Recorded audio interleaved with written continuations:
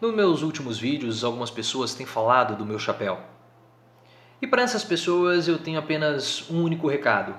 Faço das palavras de Kleber Bambam, na música que ele escreveu com o Mister Catra, as minhas palavras. Ter dinheiro é mole, difícil é ter estilo. Festa o dia inteiro e só termina de manhã, vem com Mister Catra na balada com Bambam. E também gostaria de avisar que a partir de amanhã, segunda-feira, os vídeos da noite que costumeiramente são publicados às 8 horas vão ser publicados às 7h30. Isso porque a partir de terça-feira, dia 9 de junho, nós iremos fazer lives diárias aqui no canal, discutindo em cada live um capítulo específico do livro E Daí? Desmitificando a Farsa Bolsonaro, o livro do canal. Então nós vamos criar esse grupo de estudos, vamos estudar juntos. E se você ainda não adquiriu a sua versão do livro, basta você adquiri-la aqui na Amazon, tá? O link está aqui na descrição, você pode comprar tanto a versão digital quanto a versão física. Dê preferência pela versão digital, porque você já vai poder começar a ler imediatamente, você vai poder tomar as suas notas ali no Kindle. É muito fácil de usar, é muito gostoso de ler também no Kindle e ler também virtual. E é R$12,90, é um valor praticamente simbólico. Então traga a sua versão e vamos participar desse grupo de estudo nesse momento que é um momento que nós precisamos nos politizar, porque é um momento de maior fragilidade de Bolsonaro em termos de popularidade, apoio popular e momento também do governo. Hoje foi um dia que Bolsonaro levou um chocolate, ele teve 4 derrotas.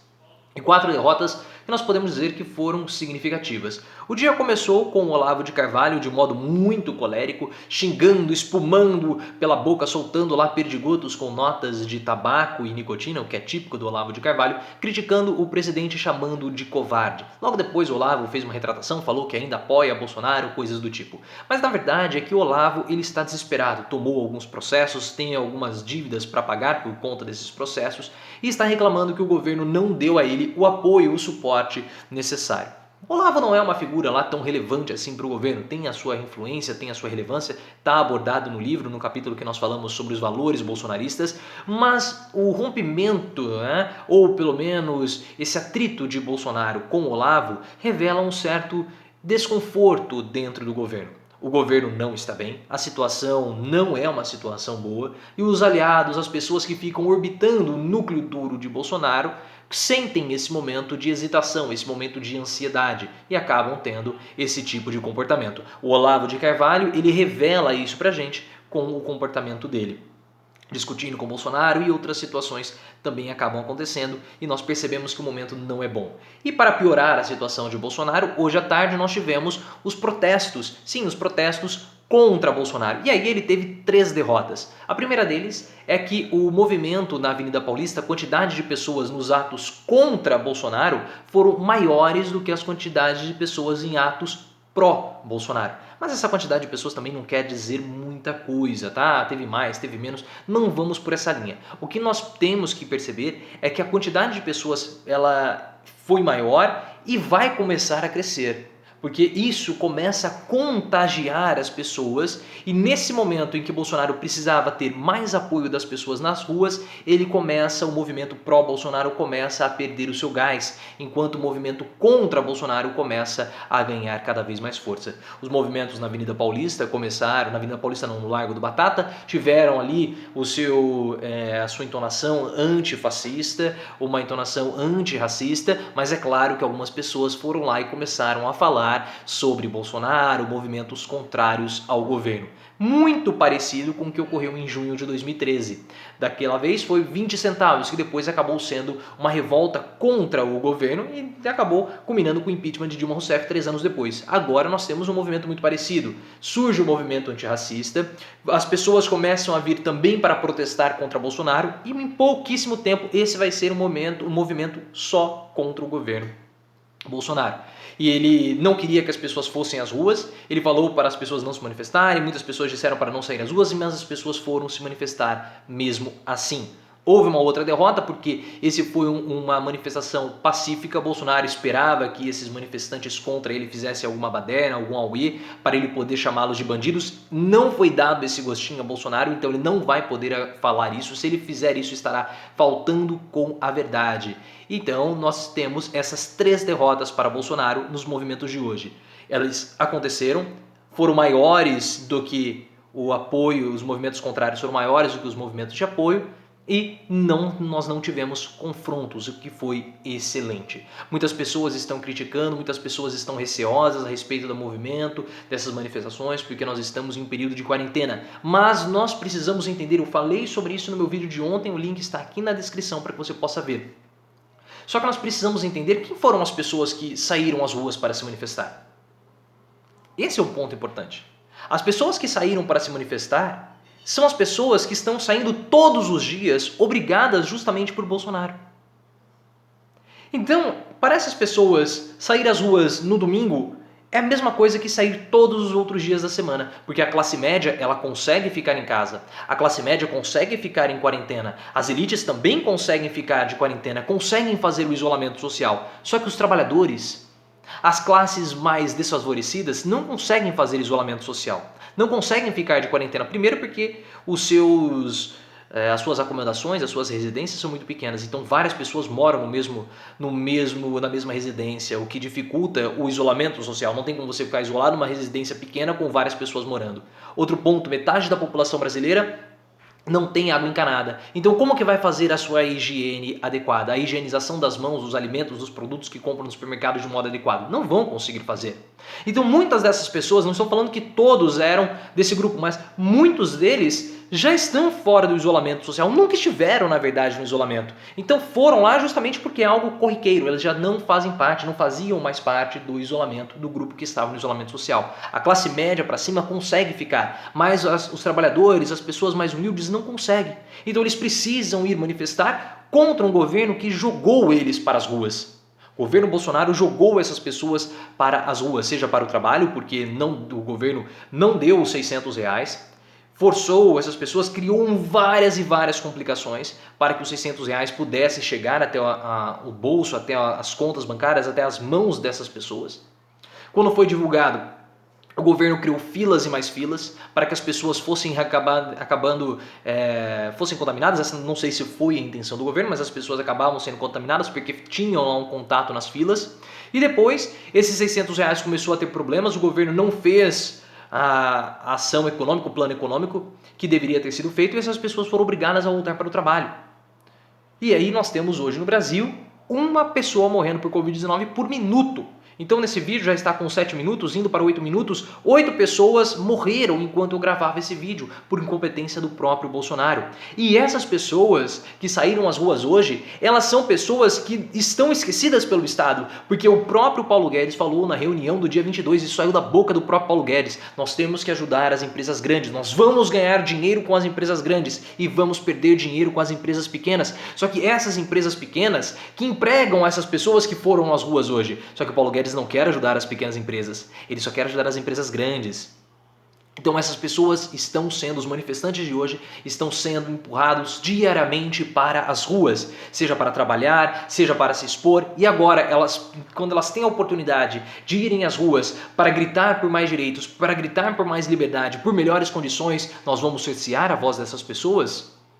Jamais. Nós precisamos apoiar essas pessoas. E esse movimento que iniciou hoje, que já tinha começado na semana passada, mas começa a ganhar corpo hoje, é o que nós precisamos fazer. Nós precisamos nos manifestar, nós precisamos pressionar o governo, porque o que o governo está fazendo, olha só o que ele está fazendo com o Ministério da Saúde. É um desmando. Já faz quantas semanas que nós estamos sem o Ministro da Saúde? Vários e vários militares que não sabem nem o que é uma dipirona. O Carlos Wizard falando que tem que recontar a quantidade de mortos, um desrespeito absurdo com a quantidade, com os familiares, com os mais de 30 mil pessoas que morreram, com as mais de 30 mil famílias que perderam seus entes queridos, com todos os profissionais da saúde que trabalham com Covid-19, foram chamados de desonestos, indiretamente foram chamados de desonestos pelo Carlos Wizard. E nós vamos ficar quietos? Nós vamos permanecer calados vendo o Bolsonaro uma escalada enorme de genocídio no nosso país? Vamos ser cúmplices? Vamos ter sangue nas mãos como os militares, os cúmplices fardados do governo? Nós precisamos nos manifestar e nós iremos demonstrar o nosso repúdio ao governo Bolsonaro. Pressionar Paulo Guedes a fazer um plano econômico decente, pressionar o governo a colocar calça comprida e atuar de modo correto e apropriado para cuidar e zelar as vidas das pessoas. Porque se Bolsonaro não fizer isso, as pessoas vão tirá-lo do poder. As pessoas estão cansadas. Esse não é o confronto que Bolsonaro quer. Esse não é o confronto que Bolsonaro quer. Nós sabemos que Bolsonaro quer uma política do confronto. Ele faz. Capítulo capítulo 2 do livro. Vai ser quinta-feira, vai ser o dia que nós iremos falar sobre a política do confronto. Mas essa não é o confronto que Bolsonaro quer. O que Bolsonaro quer é o confronto ideológico, é a briga com o STF, é querer falar quem está certo e quem está errado, é brigar com a esquerda, é brigar com o Lula, é brigar com o Moro, é transformar isso numa partida de futebol. E ele quer, e o tipo de confronto que Bolsonaro quer é aquele confronto que o militante é um mero espectador. É o confronto do Big Brother, é isso que o Bolsonaro quer. O Bolsonaro quer transformar todos os confrontos dele em uma disputa de paredão, onde você tem uma torcida engajada a favor e uma torcida engajada contra. O problema para o Bolsonaro é que os manifestos que nós tivemos hoje, os protestos que nós tivemos hoje, não são dessa forma, porque os próprios torcedores, as próprias torcidas participam, estão no confronto. E isso o Bolsonaro não quer. Ele quer votação no Twitter, ele quer hashtags, ele não quer as pessoas de fato protestando, ele não quer as pessoas de fato se confrontando. Porque quando o povo está nas ruas, mostra para Bolsonaro que ele é fraco, que ele não tem a força necessária ou que ele não tem aquela força que todos acham que ele tem. Isso passa recado para a oposição, isso passa recado para o STF, isso passa recado para as instituições, isso passa um recado para o Rodrigo Maia. Podem ir para cima de Bolsonaro porque ele não é forte como, ele não tem tanto apoio como ele gosta de alardear. E esse foi um segundo momento. Os manifestos de hoje, as manifestações de hoje foram um segundo momento. O primeiro foi na semana passada. Agora elas começam a ganhar corpo e vão começar a contagiar cada vez mais as pessoas. E hoje Bolsonaro sofreu a sua principal derrota. Foi maior do que a derrota para Sérgio Moro, do que a saída de Moro. Porque a saída de Moro invariavelmente teria essa discussão.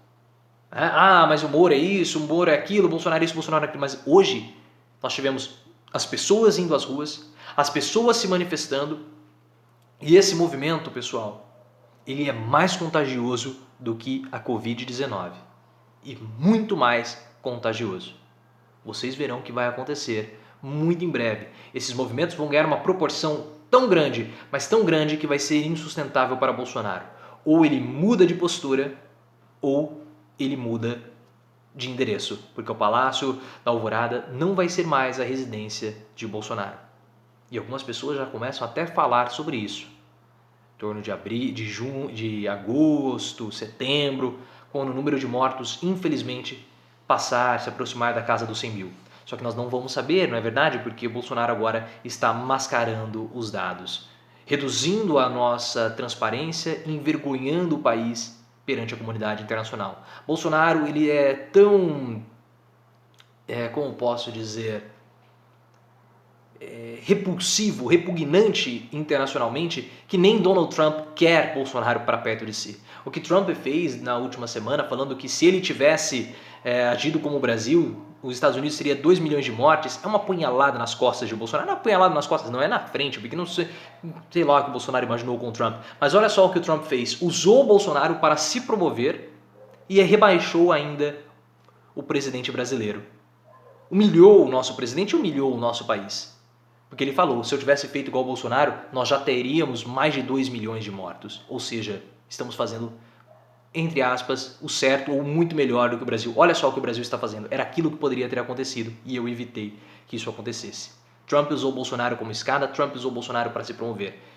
Só não percebeu aqueles que estão fanatizados ou os adeptos da religião bolsonarista. Se você quiser saber mais sobre religião bolsonarista, política do confronto, adquira o livro E daí Desmitificando a Farsa Bolsonaro. Você vai entender todos esses assuntos e a partir de terça-feira teremos lives aqui no canal para discutirmos cada capítulo do livro de modo individual nesse grupo de estudos de politização que nós estamos criando aqui no canal. Conto com a presença de cada um de vocês, considere se inscrever no canal, compartilhe esse vídeo com mais amigos, com outras pessoas, nos seus grupos. E se você tiver se você foi até as manifestações, deixa aqui nos comentários como que foi, como estava o ambiente. Eu gostaria muito de ouvir a sua impressão, a sua experiência com o dia de hoje.